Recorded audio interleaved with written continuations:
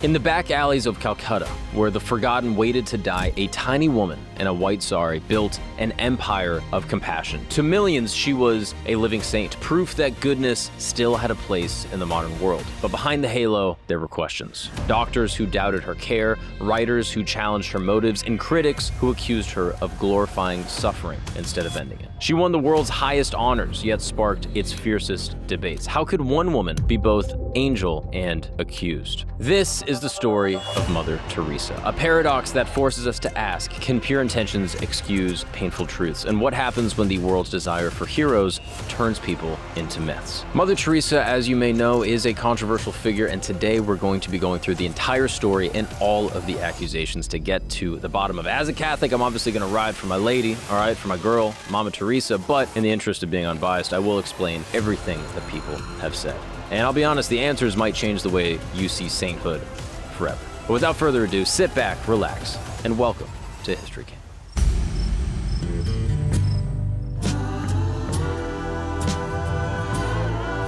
What's up, people, and welcome back to History Camp. My name is Mark Gagnon, and thank you for joining me in my tent, where every single week we explore the most interesting, controversial, fascinating stories from all history, from all times, from ever. Yes, this show is my attempt to understand everything that's ever happened in the world, basically all the time. So there's a lot of stuff, and no time to waste, I guess. But as always, thanks for joining me. And I'm not alone in my tent tonight. No, I'm not. I'm here with my dear friend Christos Bakadopoulos with a brand new Fred Durst facial hair. How are you, buddy?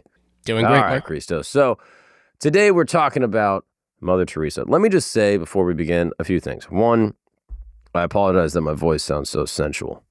I didn't mean for this to happen. I got sick over the weekend because my baby was crawling on the playground and stuck his fingers directly in my mouth. I saw him literally crawling at one point, like putting his hand into like some unknown liquid. I swooped him up real quick and then tried to wash his hands off. And then as I'm going to do that, he puts that in my mouth. So that's what I got. Did it happen in slow motion? No, it was happening in fast mode. It was fast forward. He was going so quick. I mean, he's just a crawling machine. I can't stop it. It's like a real issue. So as a result, he must have put his hand in some type of just amazing elixir that turns my voice into just berry white. Sounds great. Baby, lock them doors and turn the lights down low. Dinged for that. Because it's so on the money, right? Yeah. Hell yeah, dude. Sorry to deviate from Mother Teresa. I just want to make that clear. If my voice cracks or if I sniffle, that's all that's going on with me. Secondly, Mother Teresa is a complicated lady. All right, let me just say that as much.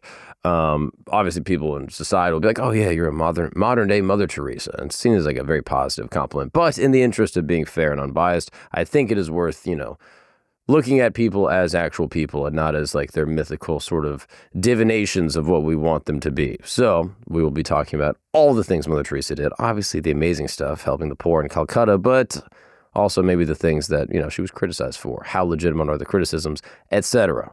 So, as a diehard Catholic, I'll just say right now, Mother Teresa is innocent.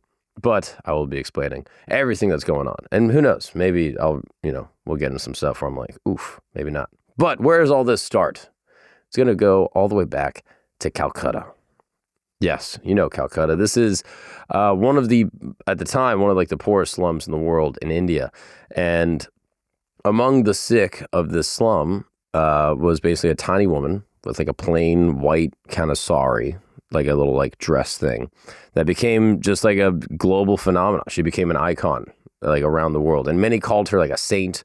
And they saw her as like a symbol of compassion, and she inspired millions to basically believe that compassion could change everything. And that devotion carried her far beyond Calcutta. In 1979, the world spotlight turned to her as she accepted the Nobel Peace Prize. This is basically like the highest honors on earth bestowed upon one of its humblest figures. So to many, this was proof that goodness still matters in such like a fast-paced, capitalistic, and different world.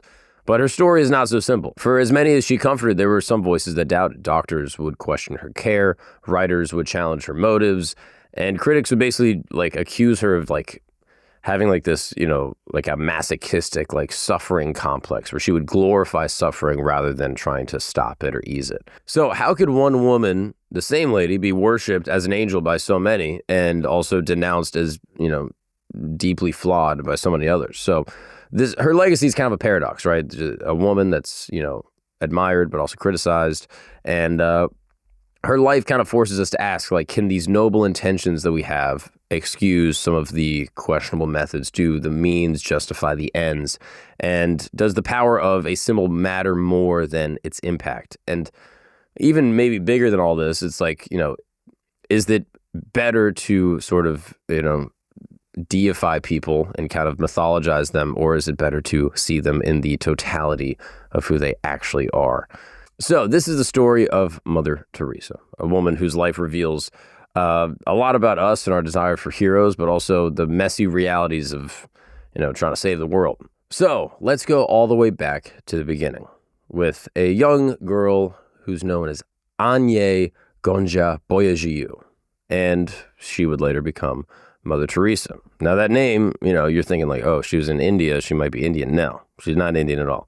Anye Gonja Boyajiu. She is born in 1910 in Skopje. At that point, it was a part of the Ottoman Empire. Now it's North Macedonia. She's basically Albanian, okay? And she comes from a strong Albanian Catholic family who was, pretty middle class. Her father, Nicolae, was a businessman and a part of like the local government. And he basically instilled in his children this sense of charity. So from a young age, Anje, also known as Agnes, which is kind of the, English translation, was captivated by stories of these missionaries in India. And by 12, she felt drawn to a religious life. So when she was 18, she joined the Sisters of Loreto in Ireland. And this was basically a Roman Catholic religious congregation of women.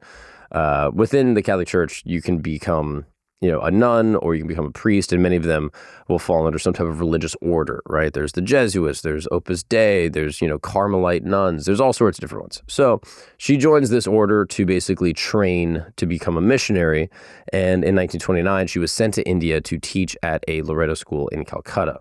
Now, this was a school for wealthy girls in Calcutta. So for nearly 2 decades, she lived a relatively comfortable life, separated from the extreme poverty that surrounded the school. But everything changed on September 10th, 1946. This is a day that she would later call her Day of Inspiration. So basically, traveling by train to Darjeeling for a retreat, Agnes experienced what she called a call within a call. Jesus, she claimed, spoke directly to her. Picked up the phone. Yo, Jesus, what's up? And he basically asked her to leave the convent and live among the poorest of the poor in Calcutta. And she was like, this might be the wrong number. But, she later wrote, I was to leave the convent and help the poor while living among them. So she did it. And for those who revered her, this moment was extraordinarily spiritual and really like showcased her courage, right? This was a comfortable nun, from a comfortable family back home, abandoning the security that she had within, the school to basically serve in these unimaginable conditions. And it took nearly 2 years of bureaucracy and eventual papal approval before she could actually leave the convent in 1948. She then spent months learning basic medical skills before entering into the Moti Jil slum. And she was basically starting like an open air school with just like 5 rupees in her pocket. Now, critics will argue that at this moment, this call that she got from the Lord Jesus Christ was less about helping the poor and more about spreading the Catholic faith. And this was a point that would, shadow her later work. I mean, at this point, if that's the criticism, I'm like, come on. Like, I'm kind of, you got to be cool with that, right? Like, if Mormons are going around building, wells or something, it's like, oh, they're just doing it to spread Mormonism. You're like, yeah, but they're building a well. So it's like, we can look the other way. Do you think if they go build a well, they're still wearing the suit and tie? This isn't about Mormons, Christos. We got to focus on Mother Teresa, all right? Regardless, Agnes basically underwent this transformation. She was wearing like a black, what they call in Catholicism, like a habit. It's kind of like what you would see, nuns wearing. And she traded in for this white sari with blue trim that you've probably seen her wearing in a lot of the photos. And this was actually reflecting the Virgin Mary. And she took on the name Sister Teresa after Saint Therese of Lisieux. Now, in Calcutta's scorching heat and, these monsoon rain seasons, the former schoolteacher began her work among those who were suffering the most. So by 1950, Sister Teresa had received Vatican approval to found a new congregation, the Missionaries of Charity in Calcutta. Starting with 12 members, the Missionaries of Charity grew into a global community of over 4,000 sisters in more than 130 countries. This makes it one of the most significant expansions in modern Catholic history. So the early years in Calcutta, they were genuinely heroic. Like no one even criticizes her basically at all for like these first few years. Teresa and her small band of followers worked in conditions that would challenge, like even like the UN or something, right? Like they picked up dying children from the streets. They would care for abandoned children that were, just like orphaned, just, in the slum. And she would even minister to lepers when family members wouldn't touch them. If you don't know, leprosy is obviously a disease that is highly contagious, but, you'll die. You'll just get these wounds that just kill you. So as a result, they would create these leper colonies and send people away because they didn't want everyone else to get infected, but not Mother Teresa. She wasn't afraid. So Dr. Marcus Fernandez, who worked with Teresa in the 50s, recalled, and he says, quote, "She would carry people others wouldn't go near. I saw her pick up a man whose face was half eaten by worms and maggots, cradle him, and bring him in to our makeshift clinic." I mean, it's really beautiful. Like, if you genuinely, like, not to be too gay about it, but like to take someone who's in the most destitute position in the world, like literally just on the street, will die, and some lady comes over and just like cradles your head and like, it's like, hey, you're going to be okay. I mean, it's like, make you emotional. Not me though. Come on. All right, fellas, sorry to interrupt this wonderful program, but it is that time of the year. The air's cooler, days are a little shorter, the leaves are falling, and maybe you're feeling a little reflective, maybe thinking about life. So let's reflect on something. How's the old P word treating you? You know what I'm talking about. I'm talking about the porn word. You've heard me talk about it. Porn messes with your brain, your relationships, maybe even your soul, if you believe in all that. And with No Nut November finally here, there's no better time to just hit pause and just see what life would be like without just, gooning all the time. But here's the thing. Quitting anything is pretty difficult, It's quitting something hard, as hard as this is, extremely hard. It is very difficult. And that's where the November Project comes in. It's a 30-day global movement to stay porn-free for the month of November. 30 days. That's nothing. You got that, right? The goal, basically 1 million people taking it, together to just retain just their precious life fluid. All up in their body. So once you sign up, you'll get daily texts or emails with quick reflections, some tools, and maybe challenges to even help you through the month. You'll basically be a part of a movement, something bigger than yourself, right? Thousands of people all working towards the same goal, focused on freedom, focused on controlling your life.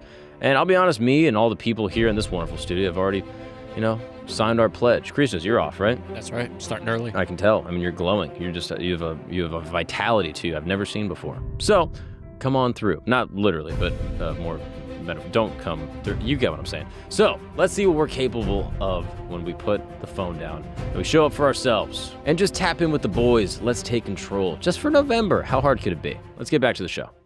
So, Mother Teresa's most famous facility became the Nirmal Hriday, and now this is the home for the dying destitutes, and this was established in 1952 in a former Hindu temple. Sorry, Hindus.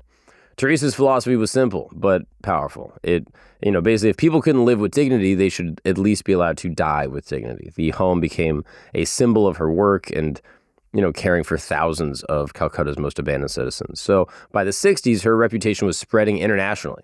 The Missionaries of Charity opened houses across India, then went to Venezuela and Australia, Tanzania, and just a bunch of other countries around the world. And what made this expansion remarkable wasn't just the speed, but the consistency. Every new house followed the same sort of simple model, with sisters basically taking vows of poverty and dedicating themselves entirely to serving the destitute. Admirers would, see this growth as proof of Teresa's extraordinary vision and her ability to organize.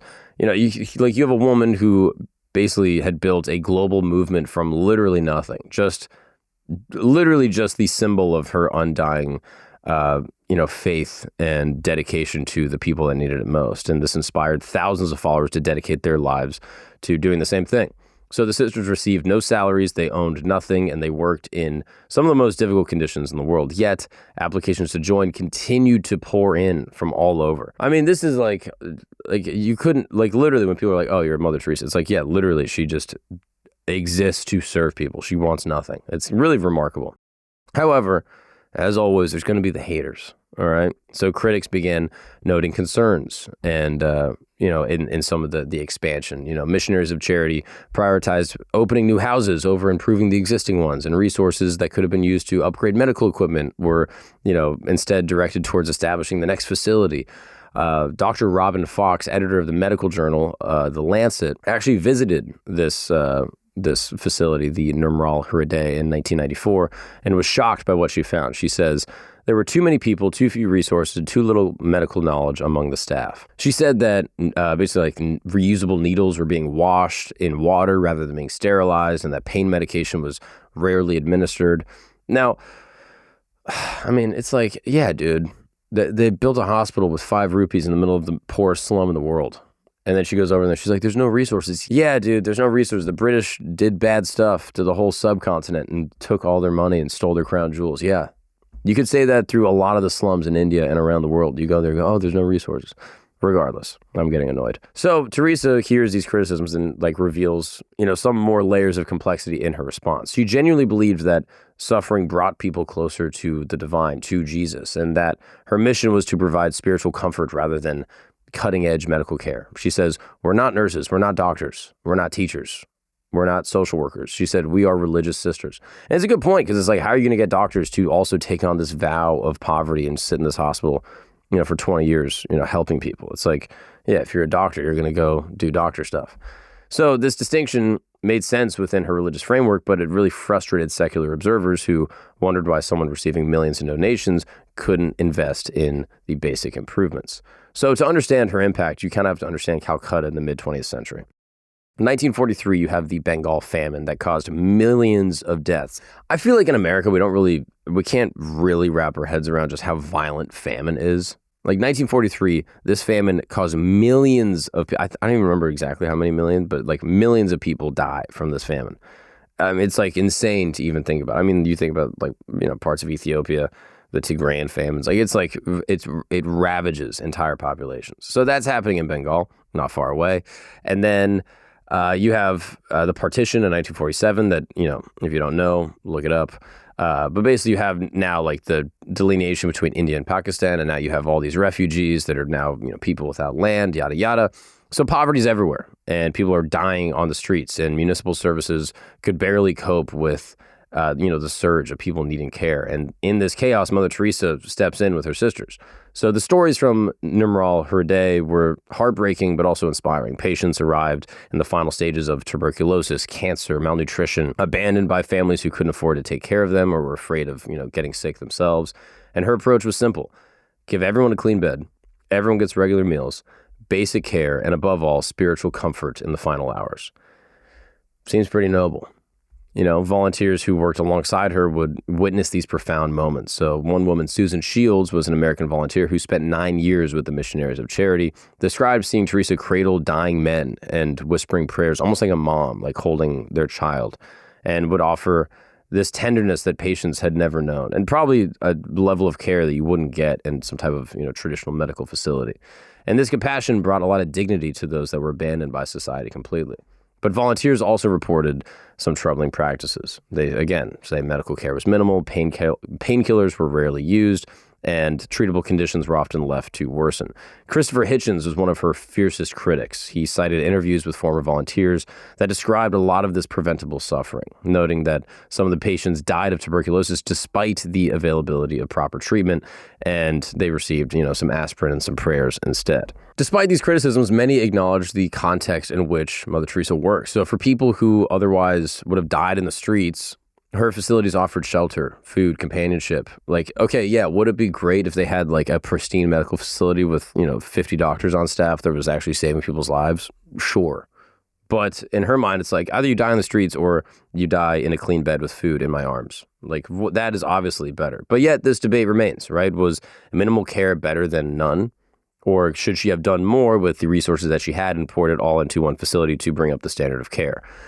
I guess that's for you to decide. One of the most controversial aspects of Mother Teresa's work was the attitude towards suffering. And again, this is rooted in a very traditional Catholic theology, something that I myself, personally, I'll admit, am kind of cozy to. I'll be honest. I don't reject suffering. I think suffering is like a sort of, necessary, inevitable, perhaps. I mean, obviously there's scales to this. I don't think all people need to be suffering the most. I think we should try to reduce suffering, but I do think that suffering is an inevitability in this life, and that it shouldn't be seen as something to avoid completely, but rather something that we can learn to cope with and grow from. So she believed that suffering brought people closer to Jesus, and this led to some type of spiritual purification. So she often described suffering as a gift. So, for example, to a group of AIDS patients, she said, "Pain and suffering have come into your family, but they are gifts from God. They are signs that you have come so close to Jesus on the cross that he can kiss you."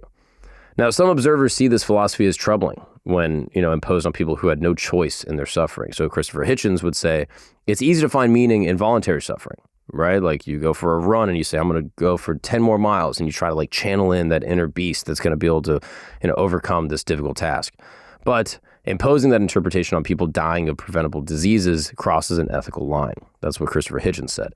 Now, many medical professionals in Calcutta were also frustrated by what they saw as this romanticizing of the conditions that could be improved with proper care. Now, criticism intensified after reports emerged that Mother Teresa received medical treatment at well-equipped hospitals in the 80s and the 90s, including in California.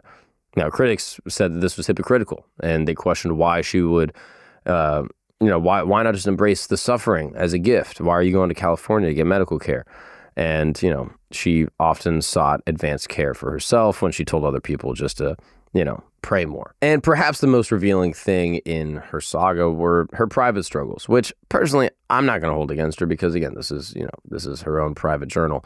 But after her death, the Catholic Church basically published her private letters, which she had asked to be destroyed, but they were not destroyed. Instead, they were the exact opposite destroyed. They were multiplied 1 million times over on the internet. So these letters basically revealed that for almost 50 years, she lived in what she would call the darkness. This was a deep sense of emptiness and doubt about even the existence of God. So to one confessor, she wrote, "I feel that God does not want me, that God is perhaps not God, and that he does not really exist." To another, she admitted, "There is so much contradiction in my soul, such deep longing for God, so deep that it is painful and yet not wanted by God, repulsed, empty, no faith, no love, no zeal." This spiritual desolation began around 1948, just as she was starting her work in Calcutta, and lasted until her death in 1997. And for nearly 5 decades, the woman celebrated as a global symbol of faith and service to the Lord, felt abandoned by this very God that she served. Now, the Catholic Church viewed these revelations as proof of extraordinary holiness. Serving the poor while enduring such spiritual darkness showed a remarkable faith, right? Like she was continuing to walk the walk, even though internally she was like, I don't know. And she was having these moments of doubt.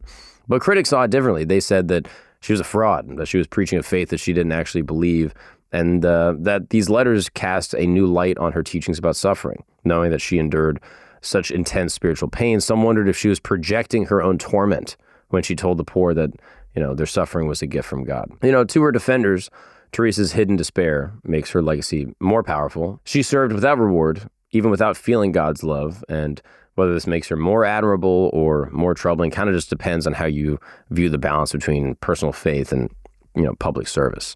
So as Mother Teresa's worldwide fame grew, so did the money. Yeah, we're talking about cash. So by the 80s, millions of dollars are pouring in from individuals and from governments and from organizations. However, the wealth sparked some controversy over how it was managed. You see, the missionaries of charity accepted donations from, potentially controversial figures. Which this to me, I'm like, all right, let's get into it, okay? Charles Keating was an American businessman. You can look him up. He was later convicted in the 1980s. In a savings and loan scandal, but he gave $1.25 million and the use of his private jet. When prosecutors asked Teresa to return the money, arguing that this was stolen funds, she never responded.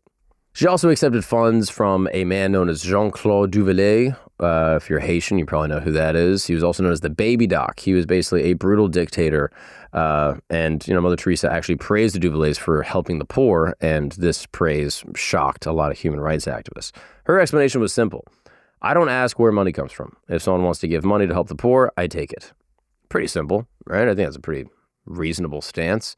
So to her, the source mattered less than the intended use. Now, as you can imagine with many of these sort of, charities at the time, and even charities to this day, financial transparency is always a point of contention. The missionaries of charity never published annual reports. They offered no detailed accounting and didn't really give a ton of public information about the spending or where the money was coming from, where it was going. So former sister Susan Shields described being told that money was dangerous and that focusing on it too much was probably sinful. And, despite millions potentially sitting in idle bank accounts, they had these facilities that urgently needed basic improvements that seems like they were a little slow to fix. Now, critics would question the scale of impact relative to the funds raised. So, Mother Teresa became famous for helping the poor. Her organization's reach was seen as limited when compared to how much money they were actually pulling in. Now, of course, her defenders will argue that, the critics are missing the point. The missionaries of charity weren't trying to, solve poverty efficiently. They were trying to give spiritual ministry to the people that needed it the most. Teresa herself lived in voluntary poverty. She owned basically nothing and spent money only on her work. Unlike others, later exposed for lavish living, she genuinely was practicing what she preached. It's not like she had a little chateau she would retire to. No, she was on the streets doing the thing. This is not the end of, the criticism. So Mother Teresa's religious convictions shaped not only her work with the poor, but also her position on, highly controversial social issues. So as a devout Catholic, she often held a lot of conservative views that often clashed with, progressive activists. So she held, an opposition to abortion. In 1994, the National Prayer Breakfast in Washington, D.C., in the presence of Bill Clinton and his wife, Mother Teresa said, "I feel that the greatest destroyer of peace today is abortion, a direct killing of an innocent child." That is Mother Teresa's statement. And her pro-life stance went just beyond words. The missionaries of charity ran adoption services in several countries, taking in unwanted babies and, finding families for them. So her opposition to contraception was equally rigid. She rejected all artificial birth control, insisting only on natural family planning. Basically, it's like, God will provide and he will give you as many children as you need. Now, this is pretty down the middle, Catholic teaching. If you are a Catholic, you don't use birth control. If you're a Catholic, you don't get abortions. This is pretty much in line with just what basically every practicing Catholic believes. And if you disagree with that, that's your prerogative. But that I don't think her position on this is radical in the Catholic sense. But as you can imagine, this was raising some issues with a lot of the more liberal and progressive activists that she was often, working with. So her political associations also raised some questions. She publicly praised the Indian Prime Minister, Indira Gandhi, during the emergency period when civil liberties were suspended in India. She maintained friendly relationships with Albanian communist dictator Enver Hoxha, and despite his brutal persecution of religious believers. And, she continued to accept donations from various, what you could describe as authoritarian figures. Now, supporters argue that she was apolitical and was just focused solely on helping the poorest people. And wherever the money came from, it doesn't matter. She'll take it and help the people that need it. Now, one of the most persistent charges against Mother Teresa was that her work was less about alleviating the suffering and more about winning souls. We mentioned this a little bit before. So in India, where religious conversion has, for a long time been politically sensitive, the allegations struck a nerve. Now, the controversy focused on, the practices at Nirmal Hriday and the other missionary charity homes. And basically, former volunteers came out and said that the dying patients were quietly baptized, often without their knowledge or their consent. This involved a brief ritual of water being poured on the head and words intended to prepare the soul for the afterlife. Now, Teresa defended the practice, insisting that she was only ensuring that people met God at the end of their lives. Now, critics viewed baptism as violations of personal dignity and religious freedom. Local families were sometimes horrified to learn that their loved ones had been baptized without consent. You can imagine, you have an uncle who's Hindu or he's Sikh, or and by Sikh, I mean like a Sikhi. He's a Punjabi practitioner of the gurus, or, they're Zoroastrian or some other religion, and now they're getting baptized within the Catholic faith. They're like, whoa, this is not what he would have wanted. In the children's homes, critics allege that the abandoned babies were routinely raised Catholic, regardless of their background, with non-Catholic families facing more obstacles in the adoption process. Now, Mother Teresa consistently denied forcing conversion. She said, "I converted no one." She told interviewers, "My job is to love." However, some former sisters suggested that her motivation was more layered, that, her love and her desire to save souls were kind of inseparable. So this ethical dilemma is pretty obvious, right? Many in Teresa's care were destitute, dying alone, hardly in any type of position to make like an informed decision about, the afterlife or where we came from or religion or any of that stuff. So the Indian government occasionally investigated allegations related to these forced conversions or these, non-consensual baptisms, but rarely ever pursued formal charges.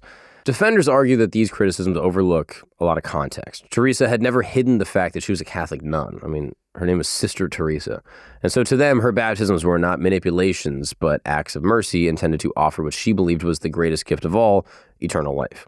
Now, ultimately, the debate just, once again, reflects a clash between two models of aid, the modern secular one that separates humanitarian work from this religious mission, and the older tradition where charity and evangelization were bound together, basically inseparable. Again, I just think it kind of depends on your philosophy. If you are of any type of really like religious persuasion and you are devout in your practice, I imagine that you see, health holistically, and you're like, okay, this person's dying. The afterlife is 100% true. They're probably going to go to hell. I'm going to do something to, that's very small. It's not invasive. I'll just baptize them and then they're going to go to heaven. So again, if you believe that, then what she did makes complete sense. If you don't believe it, then you're like, why are you doing these weird, kooky, occult rituals on people that don't want them?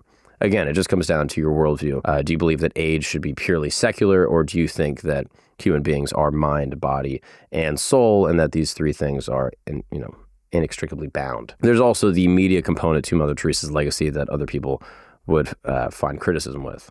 So Mother Teresa's fame, it didn't just happen. It was built by Western media largely. And the turning point came in 1969 when British journalist Malcolm Muggeridge, that's his real name, Malcolm Muggeridge, which is just an all-time British name. You didn't even have to say British journalist. You could have just said Malcolm Muggeridge.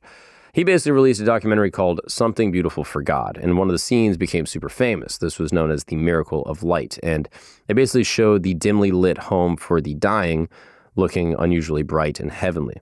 Now, Muggeridge claimed that this was some type of divine intervention, but the BBC's sound recordist later explained that they had simply been using new Kodak film that worked better in low light.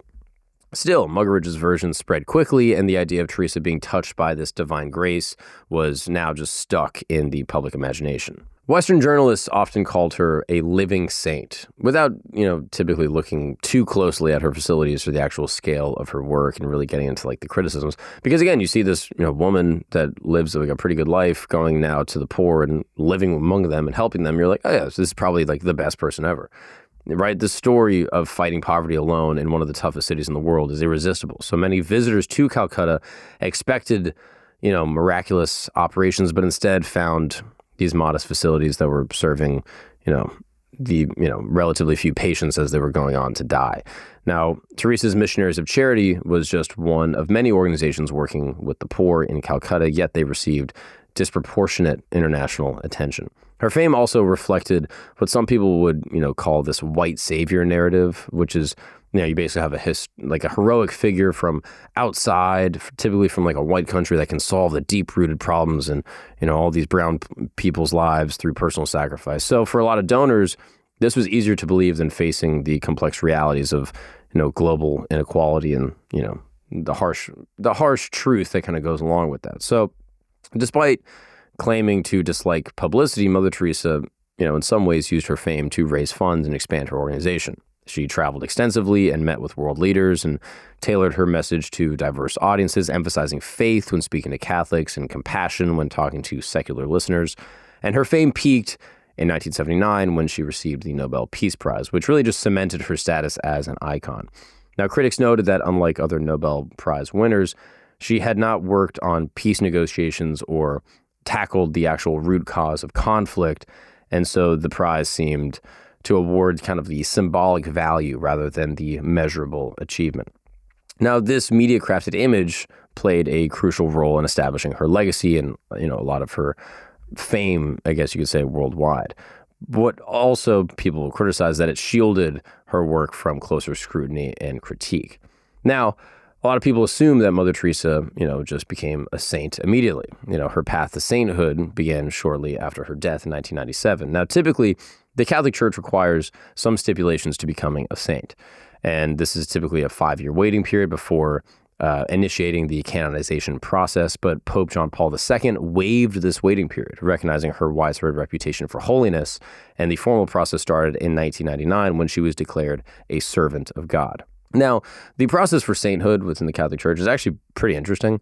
I think a lot of people don't even really know what it means to be a saint.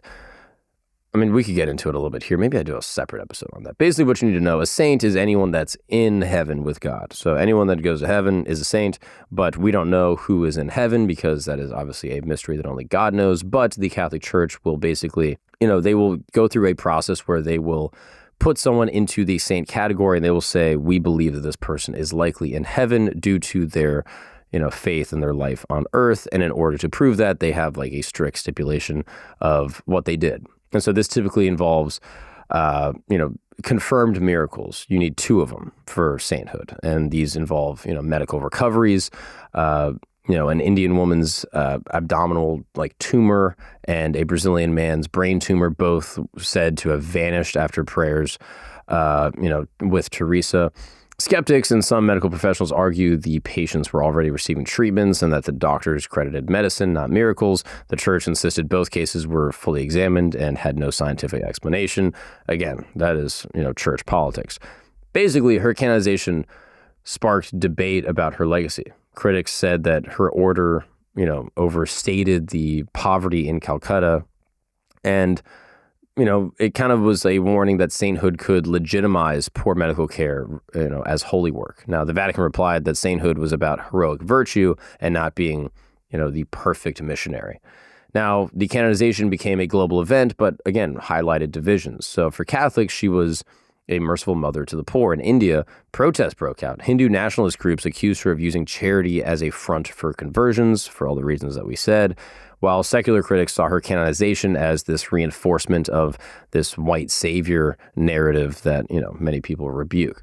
Now, since her death, the Missionaries of Charity has continued to operate globally, though with much less media attention. But in recent years, some homes have faced scrutiny over adoption practices and care standards, leading to modest reforms in certain regions. Still, the order maintains Teresa's original sort of austere model, emphasizing the spiritual ministry over the most up-to-date advanced healthcare approaches. A 2019 testimony from Rajesh Kumar, whose mother spent her final days at the Nimral Hriday facility, kind of captures this complexity, I think, in a pretty simple way. And basically, Rajesh says, "The sisters were extremely kind. They held my mother's hand, they prayed with her, and they made sure that she wasn't alone. But the medical care was basic, sometimes painfully so. I'm grateful she died with dignity, but I also wonder if she could have lived longer with better treatment." Mother Teresa cannot be neatly labeled as, this perfect, Christ-like person that didn't make any mistakes. But I also don't think you could say she was a fraud that was, ripping off people and making people suffer for no reason. She was profoundly human, a woman of deep conviction who sacrificed her own comfort to serve the abandoned, yet also had some blind spots and maybe did some things that, potentially caused pain in some specific individual cases, right? She inspired millions through compassion, but also, often fell short in the, highest standard of care that many secular, missionaries would want her to have. Her story reflects a bigger debate about the role of religion in fighting poverty. In today's world of evidence-based interventions, her model of faith-driven service can seem, too limited, yet it offered something that many secular organizations cannot: meaning, dignity, and spiritual companionship for people who are literally in the lowest tier of society. And perhaps what makes her legacy most revealing is how it mirrors our own need for heroes, right? Early media portrayed her as this flawless saint who was a perfect woman who never did anything wrong, while later critics just swung to the opposite extreme and said the exact opposite. And the truth is that neither of them are right. Teresa was a woman whose convictions drove her to extraordinary service, but she was also a human being limited by her worldview and her methods, and probably made some mistakes. Ultimately, Mother Teresa's life matters not because she was perfect, but because she was imperfect in this really brave way, I think. She was acting on her faith despite the doubt, giving herself to others despite feeling empty in certain moments, and kind of became like this symbol while remaining deeply human and humble. And in a world quick to divide heroes into saints or villains and kind of compartmentalize people, her story reminds us that I think the hardest moral questions rarely have super simple answers. And that often, the change often comes from flawed individuals doing their best with imperfect tools. And that, ladies and gentlemen, is the historical account of Mother Teresa. So, I don't know, dude. I'll be honest. I mean, I'm giving Mother Teresa like an A. In terms of life report card, she gets an A.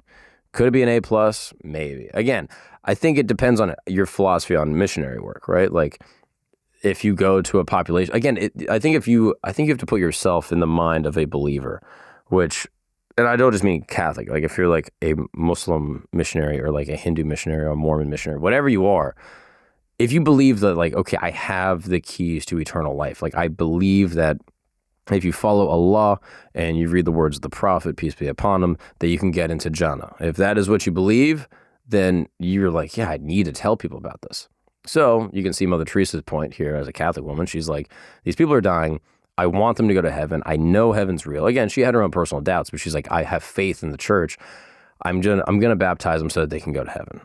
It's like, I get why she did what she did. Again, if you don't believe these things, then what she did is like, why are you baptizing people? Why are you doing this? Again, even if those claims were even true, it's difficult to tell if she was, forcing people to get baptized against their will. But, if she's trying to like proselytize and spread the gospel, it's like, yeah, well, she fully believes that this is the key to eternal life. Should she be doing that? If you believe 100% that that's what you need to do, then it's like, all right. I mean, I guess in a secular way, you could think of it this way. Like, oh, this person, is, dying from this preventable disease. They don't believe in medicine, but they're going to die if they don't get this one specific shot. Should you just, give them the shot without them knowing while they're sleeping and say it was a mosquito that bit them and saved their life? Or should you let them die because they don't believe in, medical intervention? I don't know. I imagine most people would be like, oh, I would give them the shot anyway because we should preserve human life. This is what she basically did, but instead of, medicine, her ultimate, belief was in the Catholic faith. So again, it just comes down to perspective. I think all things considered, she did a pretty great job, I will say. I think like literally giving up your life and comfort to go live amongst the poor and like comfort them with whatever she had. Again, she's not a doctor. She's not a nurse. She's like a teacher at best and just like a, spiritual missionary. And she's just comforting people as they're dying. Like, I feel like I don't know, maybe in her story, we're like understating how important that is. Like dying alone is like it's the most brutal thing, like maybe in existence. Like to just be on your deathbed, getting maggots eating you, and you're going to pass away with no legacy. No one will know your name. No one will mourn for you. Your funeral will be completely empty. I mean, that is a terrifying reality. And to have one person sit with you and say, you know what? Your life matters. You matter. What you've done on this earth is enough, and you're worthy of dignity, I think is like beyond beautiful and is far more than I've ever done for anyone. And I imagine for most people listening, probably more than any of us have done. I mean, it's truly like, saintly behavior. So all that to say, it's like, yeah, could she have had the best medical facilities? Again, I think it misses the point of what, religious missionary work looks like. Is the goal to, prolong people's lives as much as possible, potentially they suffer more? Or is it like, okay, death is a natural part of life. You will pass with dignity. You have this, incurable cancer and you're 80 years old. We're going to let you die with dignity. Or are we going to just prolong your life so much and you're going to suffer for more time, but you will be alive for another 3 years? Again, this is a personal ethics debate that people come down to. But I think taking someone like Mother Teresa and calling in this ethical question, I think is like kind of missing the point. I think we're like scrutinizing people that have dedicated their lives to service and attempting to, like overly, like scrutinize it just because it doesn't fit in the exact worldview that we want, which I think is kind of like a big problem, right? Like if there was like, again, like if there was like a Muslim charity that opened up and they said like, hey, we serve people, but like, we're not going to serve people, pork, because that is against our religion. I'm not going to be like, oh man, they're forcing their faith on me. I'd be like, yeah, that's what you guys believe is haram. You think that, according to the Quran, that Allah said not to eat this. So yeah, like it'd be strange to me if I went to like a Muslim charity or like a Muslim food bank and they were giving me pork. I'd be like, well, this is strange. Like to me, it's like, yeah, they fall within the order of what they do. Again, it's not like she was like she didn't have Munchausen. It's not like she was like giving people diseases so that they could suffer more to be closer to God. I think she was giving them a psychological justification to deal with their suffering. Like, hey, what's happening to you is terrible, but what if you looked at it like, oh, this is actually a good thing? Well, like, to me, like, that is the basis of like every self-help book ever. Like, hey, life is 10% what happens, 90% how you react to it. You can't change what's happening to you right now. You have this incurable illness. You have tuberculosis. You're going to die. But instead of looking at it like, oh, woe is me, life is terrible, what if you look at it like, oh, this is a beautiful thing. I get to suffer and be closer to God. And in this suffering, I'll eventually enter into eternal life. Again, if you don't believe in these concepts, then this idea of, eternal life and going into the afterlife is absurd. But if you do believe, then you're like, oh, wow, maybe there is something that can be beautiful about the suffering, even in the most terrible situation. But it's either like, hey, yeah, your life is meaningless. You're going to die. Nothing matters. Everyone you know is going to die, and you're just going to suffer in silence. Or you give them like a little bit of hope, like, hey, there's a purpose to your suffering. And in some ways, what's happening to you right now is noble. I don't know. I think it just really comes down to like perspective. And to me, it's like kind of like an ethics debate thing more than it is like, I don't know, like, was she good or bad? It's like, there's minutia to like the little details, but overall, I'm giving Mother Teresa a pass. I like this lady. And in many ways, I'm inspired. I really want to start a charity. I don't know exactly how to do it, but I do think doing something to like help and give back would be awesome. I hope I can look back on this clip in like 10 years and be like, oh, nice. I'm glad I figured it out. But if anyone knows how to start a charity, let me know. Anyway, Christos, what do you think of Mother Teresa? Overall net positive, I'd say. Overall net positive, right? Like, I don't know. Like, again, but I'm sure, I don't know. What do you guys think? If you didn't grow up religious, if you have a purely secular worldview, I want to know what you think specifically. Like, was this wrong? Tell me if there's anything that I'm missing here. Like, write a comment, give me like a hypothetical that maybe would make me think about this in a different way. I would love to know what you think. If there's anything I missed also, please let me know. Drop it in there. This is not omission intentionally. Sometimes I just miss stuff in the research, but I would love to know what you think. If I got anything wrong also, just like drop that in there. I read all the comments, YouTube, Spotify, all that. Additionally, the top comment on this video on YouTube and Spotify, we'll be getting free merch. There's been a few people that reached out to me that the merch has been coming slow. We're figuring it out, all right? We're getting the process, sorted, so don't worry. This is my first step in charity, giving some people some hoodies, all right? It's a small step, but we're doing the best we can. Anyway, thank you guys so much for joining us for another episode of History Camp. Like I said, this is my attempt to understand everything that's ever happened. We're doing our very best. So I will see you guys in the future to talk about the past. Peace.